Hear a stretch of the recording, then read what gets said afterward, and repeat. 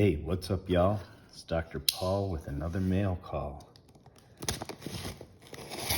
I have over 40 years experience collecting comics, and the channel is where I share my experience and passion for collecting, investing, and conservation with you.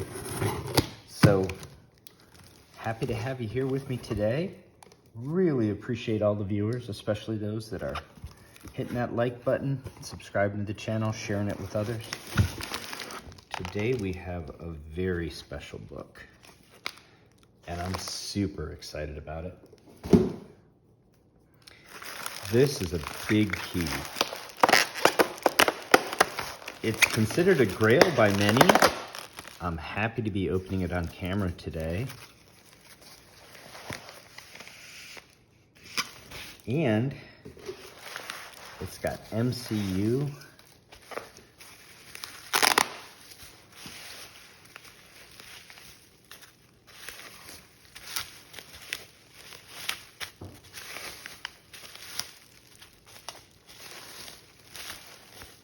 Catalyst coming up. That was a long pause, huh? Let me just make sure this isn't... I'm gonna remove that just so I don't reveal the seller's personal information. Holy moly. Oh, double bagged on top of the CGC holder. Taking no chances with this one. Wow. Look at this book.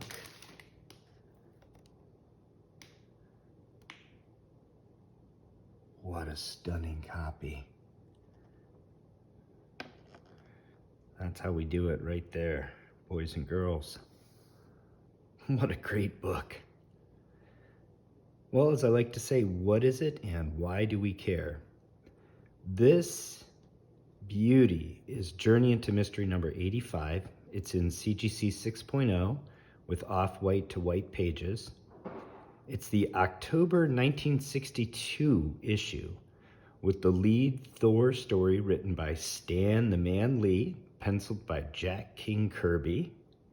It's the third appearance of Thor, the first appearance of Asgard, the first appearance of many Asgardians, including Odin, Heimdal, Balder, and Tyr.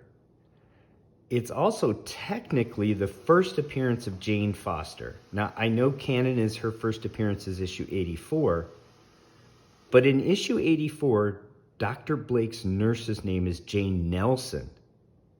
In this issue, it's Jane Foster. That's the first time she's called Jane Foster. She remains Jane Foster, of course, to today. But all that being said, it's most notable as the introduction, first appearance, and first cover of Loki, god of mischief, brother to Thor, and huge MCU star in his own right. This book is foundational to the Marvel Universe and the MCU. To put it in context, remember that comic books generally, and superhero comics specifically, had been in decline since the end of World War II. And the entire industry had been nearly destroyed by Frederick Wortham's publication of Seduction of the Innocent and the subsequent Senate Subcommittee on Juvenile Delinquency hearings led by Senator Kefauver of Tennessee. These two book-burning assholes and their busybody followers nearly ended the comic book industry. To put it in perspective, Wortham actually said under oath that comic books were more dangerous to children than Adolf Hitler, which gives you some sense of the culture war that was occurring in America during the era of McCarthyism. The result was the Comics Code Authority and heavy censorship of comic books. Only 3 superhero comics survived and continued to be published in the late 50s. DC's big 3, Superman, Batman, and Wonder Woman. But from these ashes rose what we call today the Silver Age of comic books, which was kicked off in 1956 over at DC Comics when Julius Schwartz, Robert Kanigher, and Carmine Infantino reimagined the Golden Age Flash for a new era with a new science fiction origin in Showcase Comics number 4. The Silver Age started with a slow burn. It took years for DC to reintroduce a cast of characters and assemble them into a new Justice Society, renamed the Justice League of America in Brave and the Bold number 28, which was published in March of 1960. Martin Goodman, publisher of Marvel Comics and Stan's boss, was not a leader but was happy to follow successful trends, and when he found out that the Justice League were a commercial success, ordered Stan Lee to start pumping out superhero comic books. At the time, Marvel was publishing every genre but superheroes. They had 5 teen humor titles, 4 Western titles, 4 monster suspense titles, 2 romance titles, and 1 war title. From these, Stan and his collaborators set to work creating the Marvel Universe. He first launched with Jack Kirby, a new superhero team, the Fantastic Four, in their own new title in November of 1961. The first appearance of Hank Pym was next in January of 1962 in Tales to Astonish number 27, another Stan and Jack collaboration. But he wasn't the Ant-Man just yet. Stan and Jack then co-created The Incredible Hulk, published in his own new book in May of 1962. Not yet really a superhero either, more of an atomic age Dr. Jekyll and Mr. Hyde. He then turned to Steve Ditko to collaborate on the first appearance of Spider-Man in Amazing Fantasy 15, published August of 1962. That same month, he and Jack Kirby introduced their Superman knockoff to the world when Thor debuted in Journey into Mystery number 83. That brings us to this issue, published 2 months later, Journey into Mystery number 85, the third Thor tale, and fleshing out of his background and supporting cast. At this point, in October of 1962, Fantastic Four is only on issue number 5. Spider-Man does not yet have his own title. Ant-Man has returned as a costume superhero in Tales to Astonish number 35, and Stan and Jack are starting to create a rogues gallery for him. And the entire Marvel Universe consists of the Fantastic Four, the Hulk, Spider-Man, Ant-Man, and Thor. Into that setting, they introduce us to Loki with this great cover and splash page. Next, we see our first glimpse of Asgard and Heimdal, who is unknowingly walking past an imprisoned Loki.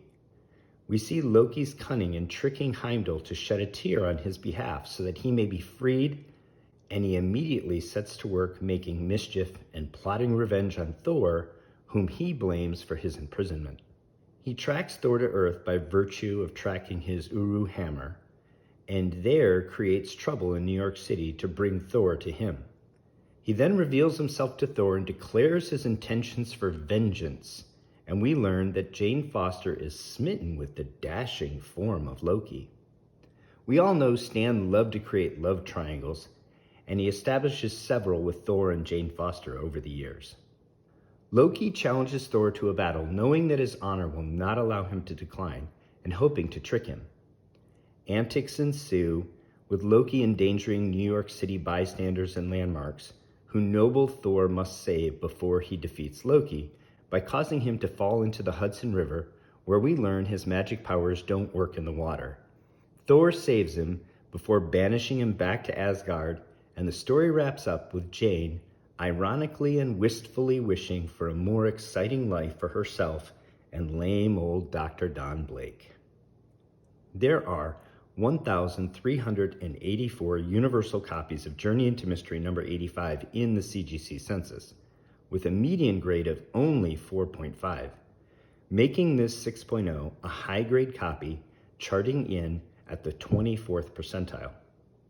A CGC 6.0 has a fair market value of $5,000 plus shipping and taxes, with a 12-month trailing average of $4,684 and an all-time high of $7,250.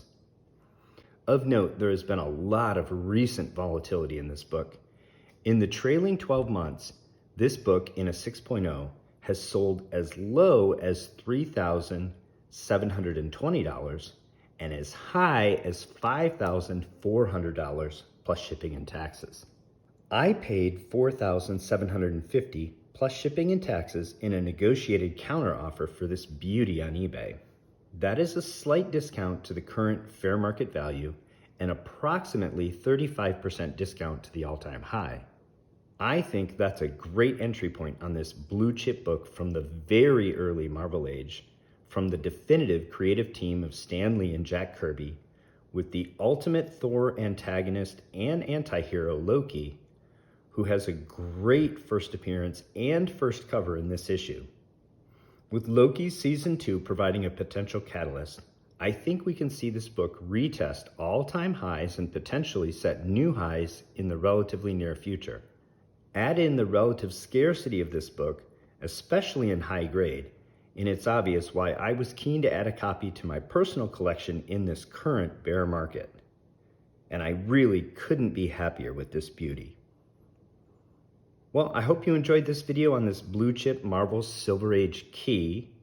Anyone else have a story to tell on how they acquired a copy of this book? Where do you think Loki and the MCU go from here? Let me know in the comments below. And if you enjoyed this video, please hit the like button and subscribe to the channel. And until next time, happy hunting and take care of one another.